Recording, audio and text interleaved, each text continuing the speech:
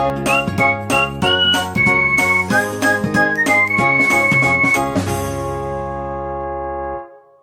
Everyone, welcome to my channel medico prime education. तो आज के वीडियो में हम लोग बात करने वाले हैं कार्डियक साइकिल के बारे में। जो स्पेशली हमारा वीडियो रहेगा कार्डियक साइकिल पे ज्यादा एक्सप्लेन करूंगा, ठीक है। उसके बाद हम लोग चलेंगे उसके जो स्ट्रोक वॉल्यूम है, कार्डियक आउटपुट है, इसका कैलकुलेशंस देखेंगे हम लोग, ठीक है। कार्डियक साइकिल का पूरा ओवरव्यू पहले देखेंगे, उसके बाद पूरा प्रोसेस समझेंगे। प्रोसेस समझने के बाद हम लोग देखेंगे कि क्या क्या प्रोसेस है उसको रिलेट करेंगे, अगले लेक्चर में उसको रिलेट करेंगे ईसीजी से, ठीक है। जो कि यहाँ पर मैं डायग्राम में दिखा रखा है कि ईसीजी से अगले लेक्चर में रिलेट करेंगे। और इस डायग्राम से जो देख रही है डायग्राम है, इस डायग्राम से हम लोग पूरा कार्डियक साइकिल को याद रखने का ट्राई करेंगे, ठीक है। नेक्स्ट हमारा टॉपिक रहेगा यहाँ पर में हार्ट साउंड हमारा टॉपिक रहेगा, ठीक है। हार्ट साउंड के बाद हमारा टॉपिक रहेगा पल्स, ठीक है, और पल्स रहेगा, ठीक है। तो सबसे पहले जो मेन टॉपिक है हमारा कार्डियक साइकिल, स्टार्टिंग से सुनना, ठीक है। स्टार्टिंग में थोड़ा सा लगेगा कि नहीं समझ आ रहा, बट लास्ट में जाते जाते तक ऐसा समझ आएगा ना कि समझ नहीं सकते, तुम खुद समझ जाओगे, ठीक है। चलो, तो सबसे पहले देखते हैं जो कार्डियक साइकिल होता है। देखो, कार्डियक साइकिल एक सिक्वेंशियल इवेंट है हार्ट में, जो कि जब एक बार हार्ट बीट होता है उस समय जितना भी सीक्वेंशियल इवेंट होता है हमारे हार्ट के अंदर, तो उसको बोलते हैं कार्डियक साइकिल। एक साइक्लिक चेंजेस होता है हमारे हार्ट में, ठीक है, जब एक बार हार्ट बीट होता है, ठीक है। तो अगर मैं यहाँ पर मैं बोलूं कि जो यहाँ पर में हार्ट है, ठीक है, हार्ट में क्या होता है, एट्रिया होता है, ठीक है। दूसरा चीज क्या होता है यहाँ पर में, वेंट्रिकल होता है, ठीक है। दूसरा चीज क्या होता है यहाँ पर में, वेंट्रिकल होता है। और वेंट्रिकल में एट्रिया क्या करेगा, कॉन्ट्रैक्ट करेगा, ठीक है, कॉन्ट्रैक्ट या सिस्टोल करेगा। कभी भी सिस्टोल में अगर बोलूं तो बोलना समझ जाना कॉन्ट्रैक्ट, ठीक है। या तो दूसरा क्या करेगा, रिलैक्स करेगा, या फिर उसको बोलेंगे डायस्टोल, ठीक है, डायस्टोल होगा, ठीक है, ये डायस्टोल होगा। तो या तो ये बोल सकते हैं अगर सिस्टोल होगा तो एट्रियल सिस्टोल होता है, ठीक है। एट्रिया अगर डायस्टोल होगा तो एट्रियल डायस्टोल बोल सकते हैं, ठीक है। इसका जो टाइम होता है वो 0.1 सेकेंड होता है, और इसका जो टाइम होता है वो 0.7 सेकेंड होता है। सारा चीज अभी देखूंगा, एक ओवरव्यू दे रहा हूं कि किस तरह से है, ठीक है। यहीं पर में सेम कॉन्ट्रैक्शन और रिलैक्सेशन होगा, ठीक है, सेम कॉन्ट्रैक्शन एंड रिलैक्सेशन जो ऊपर में है। फिर आगे चल के देखते हैं तो यहाँ पर वेंट्रिकुलर सिस्टोल होगा और यहाँ पर वेंट्रिकुलर डायस्टोल होगा, ठीक है।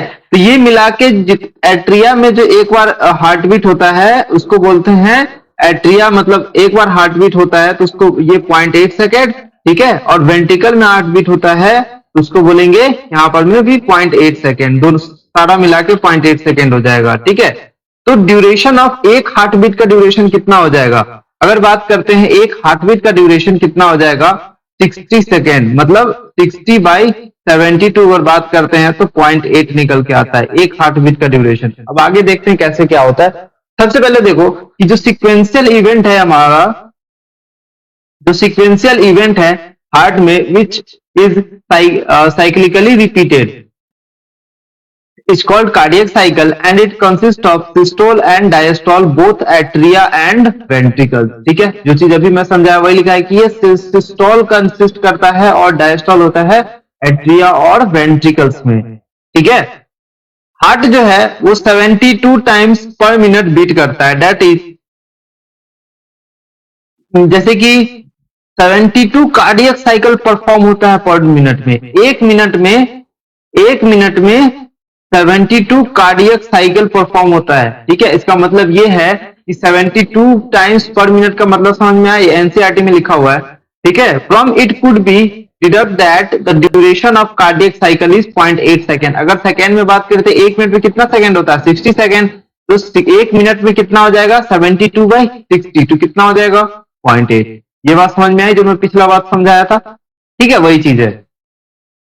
यहां पर मैं अगर देखते हैं कि कार्डियक साइकिल का डेफिनेशन क्या होता है, कि तुम्हें लिखना यहां से है, ठीक है, लिखना यहां से है, sequential event in the heart which is taking place in the heart during the one heart beat. यहां पर मैं पॉइंट याद रखना है कि एक हार्ट बीट से जितना भी सीक्वेंशियल इवेंट होता है उसको बोलते हैं कार्डियक साइकिल। उसको क्या बोलते हैं हम लोग, कार्डियक साइकिल बोलते हैं, ठीक है।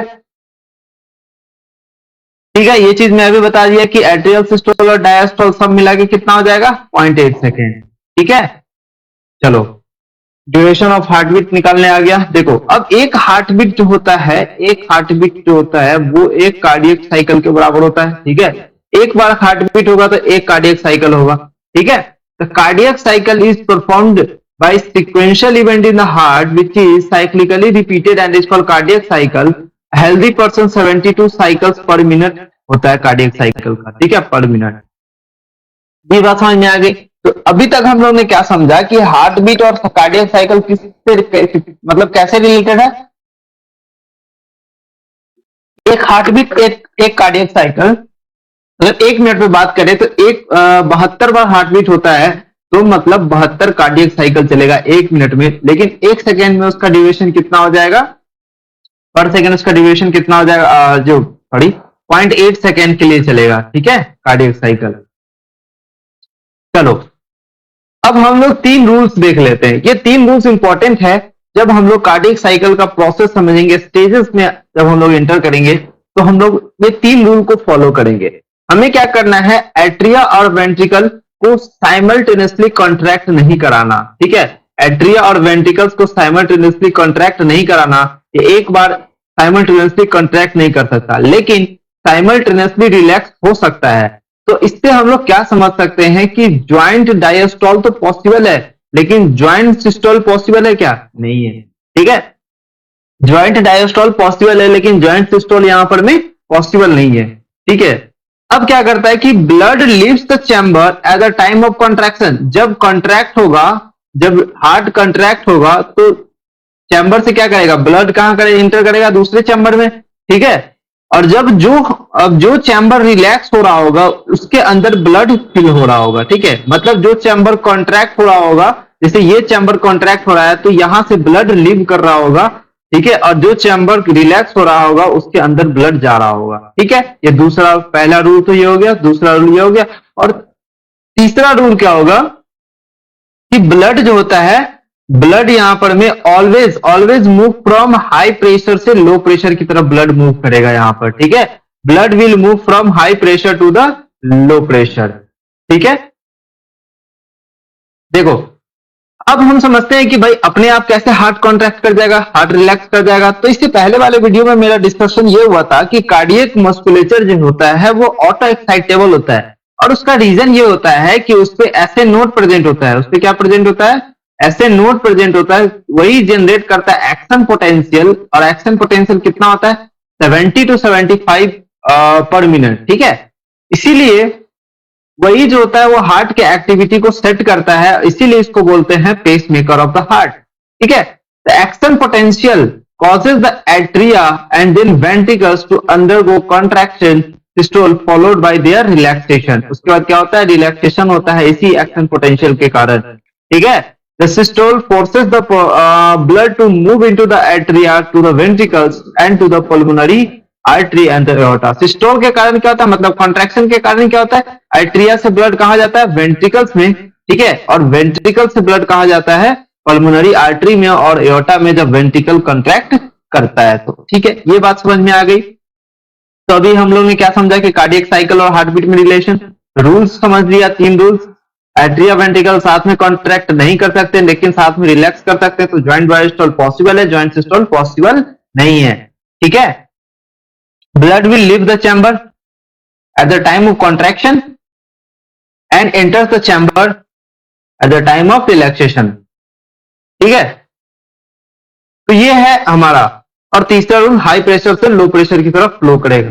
ठीक है, नेक्स्ट है cardiac event in one heartbeat. एक हार्टबीट में कार्डियक इवेंट क्या देखते हैं, एट्रिया का अलग 0.8 सेकेंड होता है और वेंट्रिकल्स का अलग 0.8 सेकेंड होता है। ठीक है, तो ये जो डायग्राम है, इस डायग्राम से हम लोग क्या देख रहे हैं, इस डायग्राम से हम लोग सिस्टोल को देख रहे हैं और डायस्टोल। एट्रिया का सिस्टोल मतलब एट्रियल कॉन्ट्रैक्शन और एट्रियल रिलैक्सेशन। ठीक है, एट्रिया कॉन्ट्रैक्ट करता है 0.1 सेकेंड के लिए, यहां से 0.1 सेकेंड के लिए एट्रिया कॉन्ट्रैक्ट करता है। ठीक है, और उसके बाद एट्रियल रिलैक्स होता रहता है ज्यादा टाइम के लिए। तो एट्रिया का सिस्टोल, एट्रियल कॉन्ट्रैक्शन ज्यादा टाइम के लिए होता है लेकिन एट्रियल सिस्टोल कम टाइम के लिए होता है। ठीक है, डायस्टोल। सॉरी एट्रियल डायस्टोल ज्यादा टाइम के लिए होता है, सिस्टोल कम टाइम के लिए होता है। आई बात समझ में? तो ये जो एट्रियल डायस्टोल है, तो एट्रियल सिस्टोल की अगर बात करते हैं तो एट्रियल सिस्टोल 0.1 सेकेंड है और एट्रियल डायस्टोल यहाँ पर में 0.7 सेकेंड है। दोनों मिला के कितना हो गया? 0.8 सेकेंड। ठीक है, यहाँ पर मैं देखूं कि ये जो है एट्रियल वेंट्रिकुलर डायस्टोल है, जो ब्लू वाले से दिखा रहा है वो डायस्टोल है यहाँ पर में। तो यहाँ पर में वेंट्रिकल सिस्टोल कितना हो जाएगा? वेंट्रिकल सिस्टोल ये हो गया हमारा, ये हो गया वेंट्रिकल सिस्टोल। ठीक है, ये वेंट्रिकल सिस्टोल कितना सेकंड का है? 0.3 सेकंड का। और रिमेनिंग कितना हो जाएगा? वेंट्रिकल डायस्टोल कितना हो जाएगा? 0.7 सेकंड। तो कई बार तो क्वेश्चन तो ऐसे ही पूछ लेता है कि वेंट्रिकल सिस्टोल कितना सेकंड का होता है, वेंट्रिकल डायस्टोल कितना सेकंड का होता है।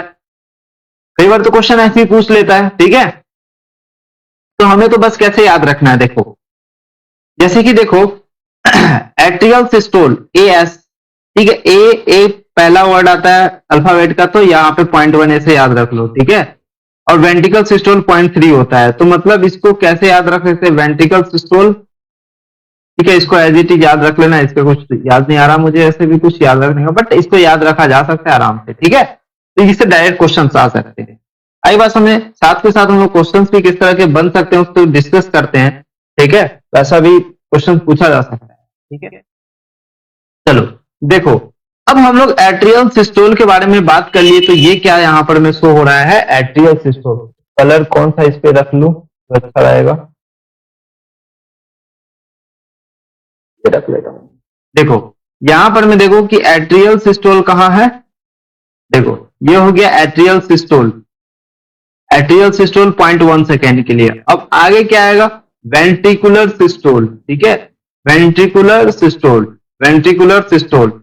अब एट्रियल सिस्टोल हुआ, वेंट्रिकुलर सिस्टोल हुआ। ठीक है, ये वेंट्रिकुलर सिस्टोल यहां पर मैं देखने को मिल रहा है, जो मैं मार्क कर रहा हूं, कलर कर रहा हूं। ठीक है, ये वेंट्रिकल सिस्टोल दिख रहा है। उसके बाद क्या होगा? Ventricular diastole, ventricular diastole. ठीक है, तो यहीं पर में क्या होता है? वेंट्रिकुलर डायस्टोल होता है। ये सिस्टोल हो गया और ये हो गया वेंट्रिकुलर डायस्टोल। ठीक है,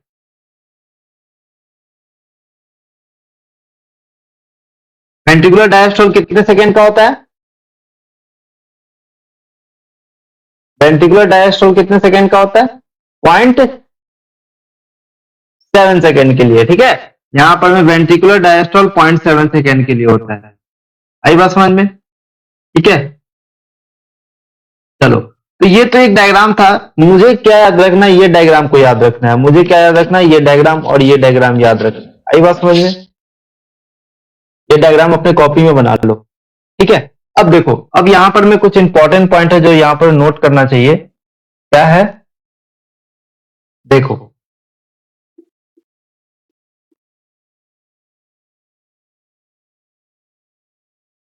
जैसे कि यहां पर देखो कि यहां पे क्या मुझे दिख रहा है, अभी जो बताया बस वही चीज है। एट्रियल सिस्टोल कितना हो जाएगा? 0.1 सेकेंड के लिए। ठीक है, और एट्रियल डायस्टोल कितना हो जाएगा? 0.7 सेकेंड के लिए। ये सारा मिला के कितना हो सकता है? 0.8 सेकेंड हो सकता है। ठीक है, और यहाँ पर वेंट्रिकुलर सिस्टोल कितना होगा? 0.3 सेकेंड के लिए। और यहाँ पे वेंट्रिकुलर डायस्टोल कितना होगा? 0.5 सेकेंड के लिए। ठीक है, और यहीं पे में ये कितना हो जाएगा? 0.8 सेकेंड। ठीक है, और यहाँ पर में मुझे ये डायग्राम दिखाने का मेन पर्पस क्या था कि यहाँ मुझे ज्वाइंट डायस्टोल समझ में आ रहा है। क्या समझ में आ रहा है? ये जो पूरा पोर्शन है ये होता है ज्वाइंट डायस्टोल। यहाँ पे ज्वाइंट डायस्टोल का मतलब क्या हुआ कि एट्रियल डायस्टोल और वेंट्रिकुलर डायस्टोल दोनों यहाँ पर में देखने को मिल रहा है। ठीक है, लेकिन एट्रियल डायस्टोल और वेंट्रिकुलर सॉरी एट्रियल सिस्टोल और वेंट्रिकल सिस्टोल कभी भी नहीं दिखेगा, ज्वाइंट सिस्टोल कभी भी नहीं होता। ठीक है, तो यहां पर में ज्वाइंट डायस्टोल कितना दिखने को मिल रहा है? 0.4 सेकेंड। ठीक है, तो अब समझते हैं कि हमारा प्रोसेस किस तरह से यहां पर में जाएगा, स्टेजेस किस तरह से डिफाइंड होगा। तो सबसे पहले यहां पर में इनिशियली ज्वाइंट डायस्टोल, फिर एट्रियल सिस्टोल और फिर वेंट्रिकुलर सिस्टोल। ठीक है, आई बात समझ में? अब देखो, अब हम लोग जो है ना स्टेज को डिस्कस करते हैं। सबसे पहले ये समझ लो कि जो एट्रियल सिस्टोल होता है ये सब बता चुका हूं तो याद ही हो गया होगा। एट्रियल सिस्टोल हम लोग पढ़ेंगे। सबसे पहले हम लोग देखेंगे कि ज्वाइंट डायस्टोल। ज्वाइंट डायस्टोल कितने सेकंड का होता है? कहां से कहां? 0.5 सेकंड तक। 0.6 और 0.7 और 0.8, मतलब टोटल मिला के अगर जोड़े तो 0.4 सेकेंड होता है। ठीक है, अब इसको जोड़ना नहीं है 5 6 ऐसे नहीं जोड़ना है, तो जोड़ना है 5 से 6 1 सेकेंड, 6 से 7 0.1 सेकेंड, 0.7 से 0.74, 0.7 से 0.8 तक 1 सेकेंड, ऐसे जोड़ना है। ठीक है, देखो यहाँ पे ventricular diastole, atrial diastole, atrial diastole, atrial diastole, atrial diastole, ventricular diastole, atrial diastole, ventricular diastole. तो ये जो पूरा जो हमारा है ये हो गया ज्वाइंट डायस्टोल। ठीक है, ये जो हमारा पूरा हो गया ज्वाइंट डायस्टोल। यहाँ हो गया एट्रियल सिस्टोल, लेकिन यहाँ पे वेंट्रिकुलर डायस्टोल दिख रहा है। ठीक है, कभी भी सिस्टोल और सिस्टोल एक साथ नहीं हो सकता, सिस्टोल और डायस्टोल एक साथ हो सकता है। ठीक है, ये चीज याद रखो। तो सिस्टोल है यहाँ पे तो यहाँ डायस्टोल होगा, यहाँ सिस्टोल है, सिस्टोल है तो यहाँ पे क्या होगा, डायस्टोल डायस्टोल डायस्टोल। तो बाहर में क्या दिखा रहे हैं हम लोग, बाहर में हम लोग एट्रिया दिखा रहे हैं, अंदर में क्या दिखा रहे हैं, एट्रिया, अंदर में क्या दिखा रहे हैं, वेंट्रिकल्स। ठीक है, तो यहाँ पर वेंट्रिकुलर सिस्टोल की बात करें तो 0.3, 0.4 और 0.5 सेकेंड यहाँ पर में आ रहा है, 0.3, 0.4 और 0.4 सेकेंड, 5 सेकेंड, 0.2, ये 0.2, 0.3 और 0.4 second ventricular systole, ventricular systole. ठीक है, एट्रियल सिस्टोल सिर्फ 0.1 सेकेंड। आई बात समझ में। ज्वाइंट डायस्टोल ये होता है 0.5 से लेके 0.8 तक। ठीक है, अब कहां से होता है, अब स्टार्ट कैसे होता है। अब हम लोग सबसे पहले कार्डियक साइकिल को जो पढ़ना स्टार्ट करते हैं तो जितने भी 4 चैम्बर होते हैं, चारों चैम्बर सबसे पहले रिलैक्स स्टेट में होते हैं, मतलब उस समय वो ज्वाइंट डायस्टोल के कंडीशन में होते हैं। मतलब अभी हम लोग ये वाला कंडीशन डिस्कस करेंगे। ठीक है, अभी हम लोग ये वाला कंडीशन डिस्कस, माफ कीजिएगा आज थोड़ा सा लैग हो रहा है सिस्टम हमारा। ठीक है, तो एक बात बताओ, यहां तक क्लियर है कि हमारा जो कार्डियक साइकिल पढ़ना जब स्टार्ट करते हैं तो जितना भी जो चैम्बर है वो चारों चैम्बर रिलैक्स स्टेट में होता है। ठीक है, ये चारों जो चैम्बर है ये रिलैक्स स्टेट में होता है। अब यहाँ पर में जो कंडीशन आता है उसको बोलते हैं डायस्टोल, ज्वाइंट डायस्टोल। ठीक है, तो अब मैं क्या किया हूँ, इससे पहले वाला वीडियो जो मैं रिकॉर्ड किया था उसमें रिकॉर्डिंग में बहुत ज्यादा लैग हो रहा था। ठीक है, जो लिख रहा था वही नहीं आ रहा था स्क्रीन पे, तो थोड़ा सा प्रॉब्लम हो रहा है। तो मैं क्या किया हूँ, इसको पहले कॉपी में लिख के उसके बाद इस पे पेस्ट किया हूँ, तो थोड़ा सा प्रॉब्लम आ रहा है इसको, तो कॉपरेट कीजिएगा। ठीक है, मैं सारा चीज डिटेल में लिख के समझा रहा था बट हुआ नहीं। चलो कोई बात नहीं, जो चीज यहाँ पे लिखना है वो एज इट इज आपको कॉपी में लिखना है, और मैं और बढ़िया से डिटेल में इसको अच्छे से एक्सप्लेन करने के ट्राई कर रहा हूँ। ठीक है, चलो, तो सबसे पहला जो स्टेप है इसको बोलते हैं ज्वाइंट डायस्टोल। जो हमारा स्टेप पढ़ने को मिलता है तो यहाँ पर मैं सबसे पहले ज्वाइंट डायस्टोल पढ़ते हैं, उसके बाद हम लोग एट्रियल सिस्टोल पढ़ेंगे, उसके बाद वेंट्रिकुलर सिस्टोल पढ़ेंगे। ठीक है, तो ज्वाइंट डायस्टोल की अगर जब बात करते हैं तो ज्वाइंट डायस्टोल यहाँ पे टोटल 0.4 सेकेंड के लिए होता है। टोटल 0.4 सेकेंड के लिए यहाँ पर में ज्वाइंट डायस्टोल होता है। तो इनिशियली अगर हम लोग बात करते हैं, initially 4 chambers are in relax state. अब ये सारा चैम्बर जो है, ये चारों चैम्बर क्या है, रिलैक्स स्टेट में है। तो ये वाल्व ओपन होता है और ब्लड यहाँ पर में लेफ्ट एट्रियम से लेफ्ट वेंट्रिकल में जाता है और राइट एट्रियम से राइट वेंट्रिकल में यहाँ पर में जाता रहता है। ठीक है, जब एट्रिया रिलैक्स स्टेट में रहता है तो यहाँ पर में ट्राइकस्पिड वाल्व, यहाँ पर में देखो कि ट्राइकस्पिड वाल्व क्या है, ओपन है, और बाइकस्पिड वाल्व भी यहाँ पर ओपन है। मतलब बोल सकते हैं कि एबी वाल्व यहाँ पर में ओपन होता है, इनिशियली ओवल वाल्व यहाँ पर में एबी वाल्व ओपन होता है। ठीक है, आई बात समझ में। जब वेंट्रिकुलर, अब वेंट्रिकल में ब्लड अभी पूरा भरा नहीं है, अभी थोड़ा सा वेंट्रिकल में ब्लड भरा है, तो इस समय क्या देखने को मिल रहा है कि सेमी लूनर वाल्व यहाँ पर में क्लोज देखने को भी मिल रहा है यहाँ पर। ठीक है, देखते रहना किस तरह से मैं डिनोट कर रहा हूँ। सेमी लूनर वाल्व यहाँ पर में क्लोज करने के लिए मिल रहा है। तो क्या ब्लड राइट वेंट्रिकल से एओर्टा में जाएगा, क्या नहीं जाएगा। क्या ब्लड राइट एट्रियम वेंट्रिकल से राइट वेंट्रिकल से या लेफ्ट वेंट्रिकल से रेस्पेक्टिव एओर्टा और पल्मोनरी आर्टरी में जाएगा, क्या नहीं जाएगा। ठीक है, तो इस समय यहाँ पर में कौन सा वाल्व क्लोज देखने को मिल रहा है, सेमी लूनर वाल्व क्लोज है, पहले से क्लोज हुआ नहीं है, पहले ही से क्लोज है। ठीक है, यहाँ पर में अगर तुम देखो कभी भी वाल्व क्लोज होता है ना तो वहां पर में हार्ट साउंड सुनाई देखने को मिलता है। यहाँ पे पहले से क्लोज है तो कोई हार्ट साउंड यहाँ पर में सुनाई देखने को नहीं मिलता है। ठीक है, चलो एट्रियल सिस्टोल का अगर बात करते हैं तो जो जितना स्क्रीन पे लिखा हुआ है सब स्क्रीन पे अपने कॉपी पे लिखते रहना, ठीक है। एट्रियल सिस्टोल की बात करते हैं तो सिस्टोल का मतलब क्या होता है, कॉन्ट्रैक्शन।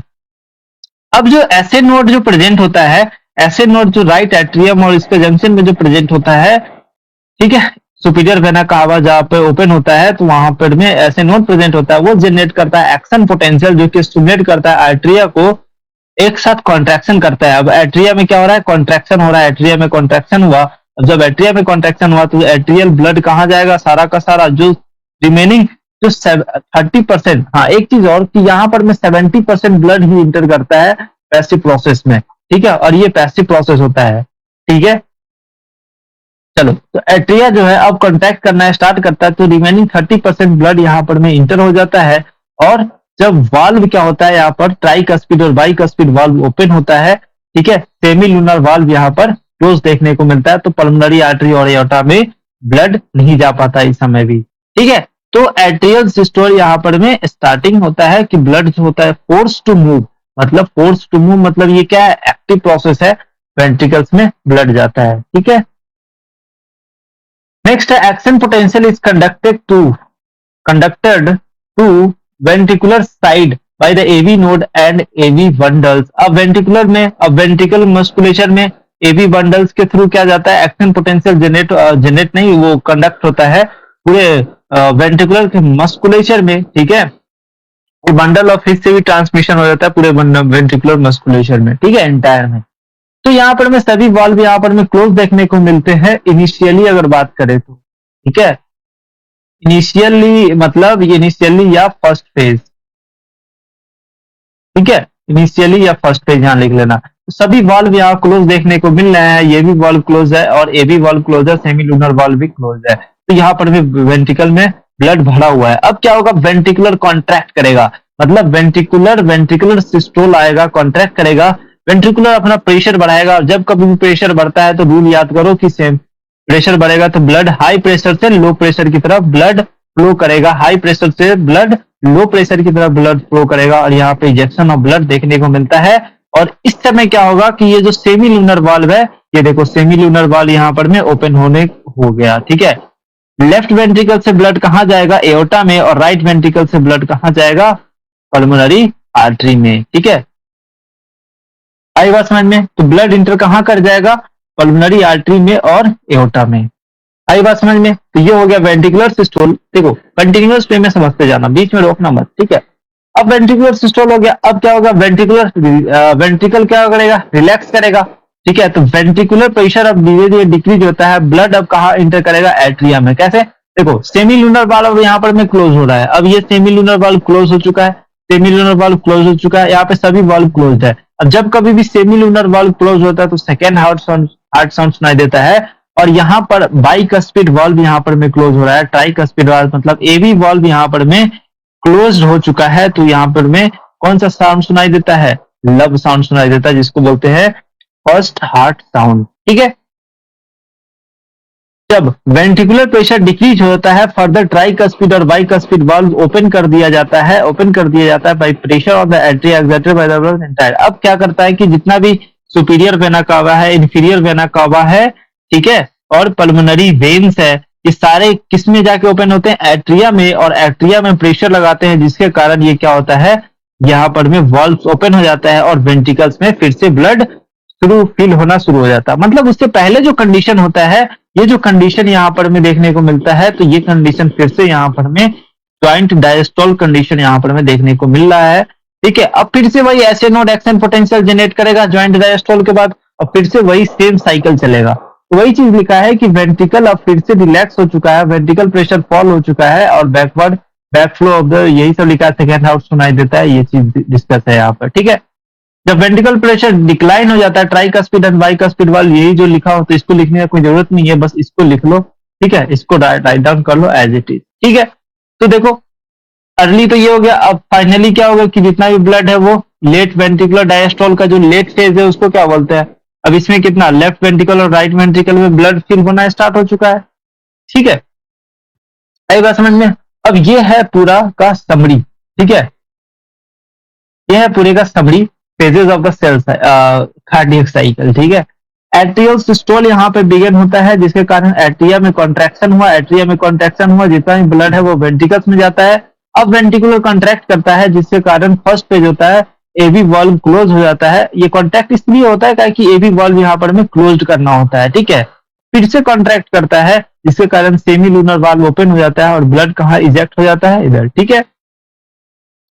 अब उसी तरह से वेंट्रिकुलर डायस्टोल आता है। वेंट्रिकुलर डायस्टोल के समय अब एबी वॉल्व भी क्लोज हो जाता है। सेमी लूनर वॉल्व यहाँ पर में क्लोज होने दिख रहा है, ठीक है। सेमी लूनर वॉल्व यहाँ क्लोज हो गया और ब्लड अब फिर से वेंट्रिकुलर डायस्टोल आया, ठीक है, जहाँ की चैम्बर्स रिलैक्स और ब्लड फिल्स वेंट्रिकल पैसिवली। अब फिर से वेंट्रिकल्स में ब्लड फिल होना स्टार्ट हो जाता है, ठीक है। तो ये जो वेव है इसमें किसी तरह का जो उभार नहीं देखने को मिलता, लेकिन टी वेव कहाँ होता है, वेंट्रिकुलर सिस्टोल में। टी वेव क्या होता है, at the end of ventricular systole, और QRS complex between the ventricular systole and atrial systole के बीच में देखने को मिलता है, ठीक है। क्यूआरएस कॉम्प्लेक्स मतलब क्या बोल सकते हैं, वेंट्रिकल में डीपोलराइजेशन हुआ और वेंट्रिकल में रीपोलराइजेशन हो गया, ठीक है। रीपोलराइजेशन हो गया तो उसको क्या बोलते हैं,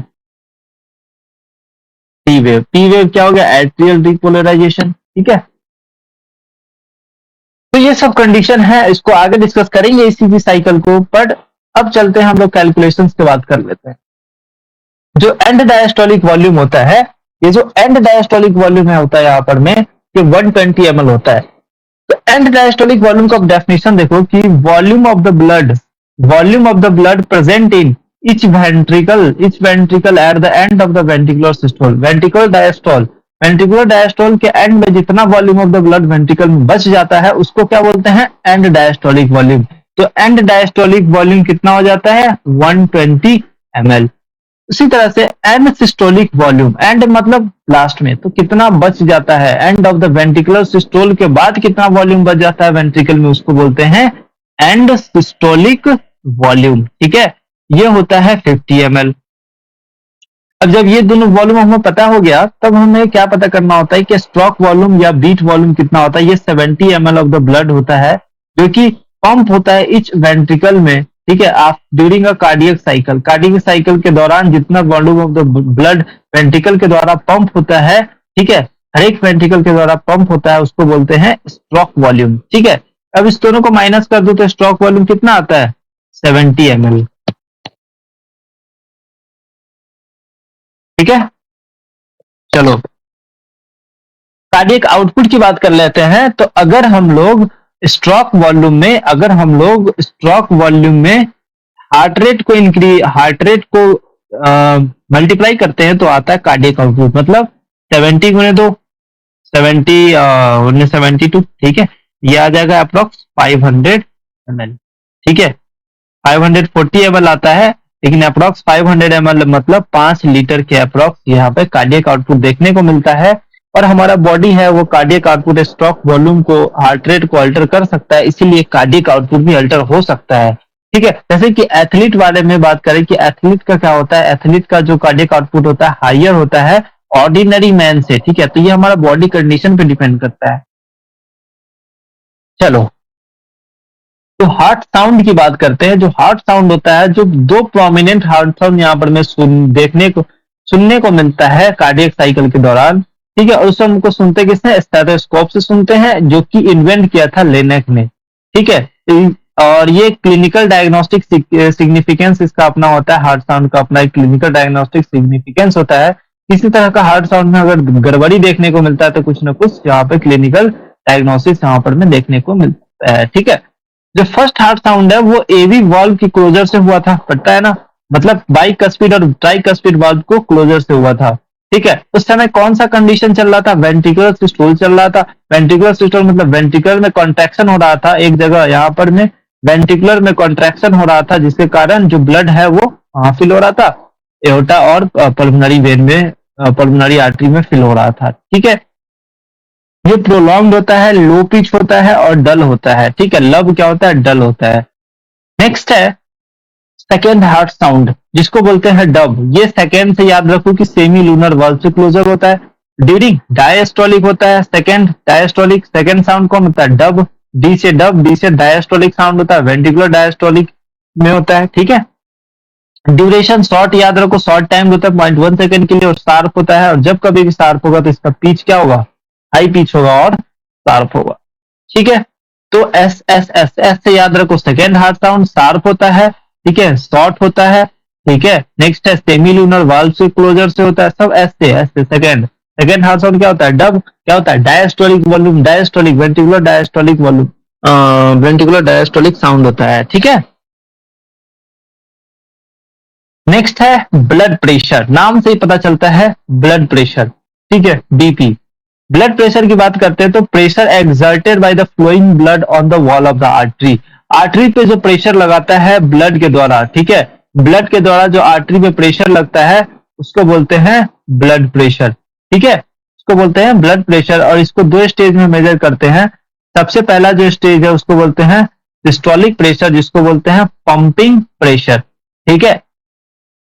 ये ब्लड प्रेशर का हायर लिमिट को शो करता है, हाईएस्ट लिमिट होता है, और इस क्या शो करता है, सिस्टोल शो करता है, मतलब हार्ट कॉन्ट्रैक्शन को शो करता है, और उसका जो लिमिट होता है वो 120 mmHg होता है, ठीक है।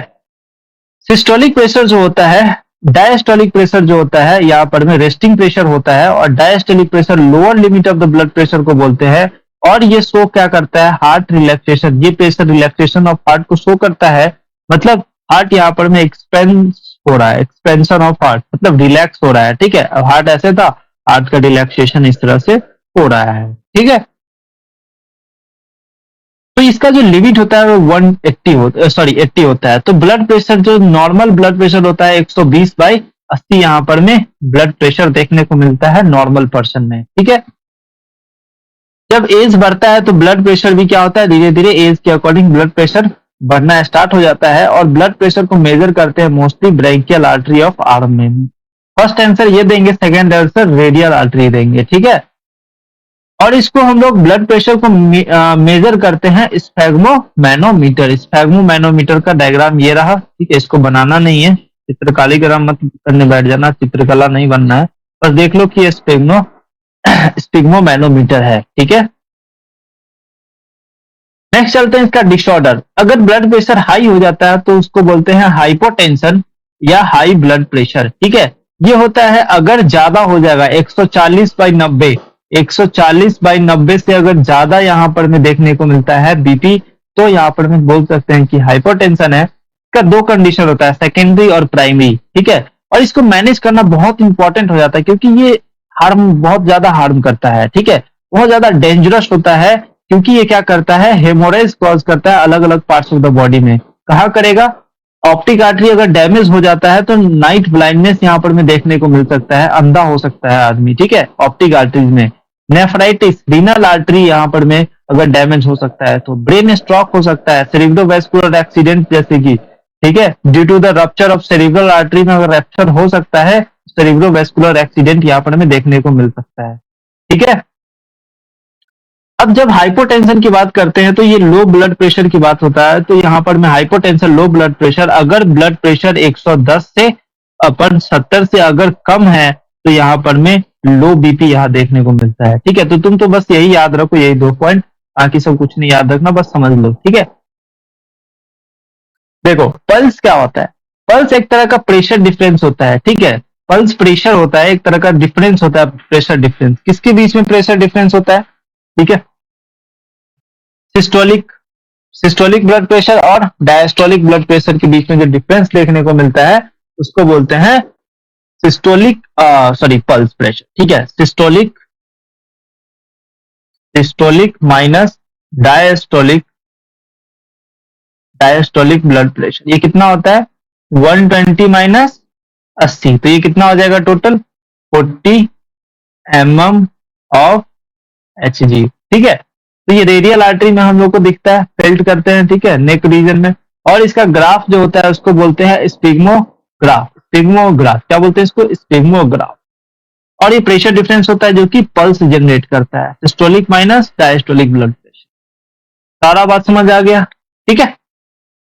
तो ये था हमारा कार्डियक आउटपुट का थोड़ा सा छोटा सा पार्ट मेरा बच गया था, उसको हम लोग क्लियर कर रहे हैं। चलो ये हो गया हमारा लेक्चर नंबर 3, और एक लास्ट लेक्चर और आएगा जिसमें हम लोग blood vessels, lymphatic system, portal system और डिसऑर्डर डिस्कस करेंगे।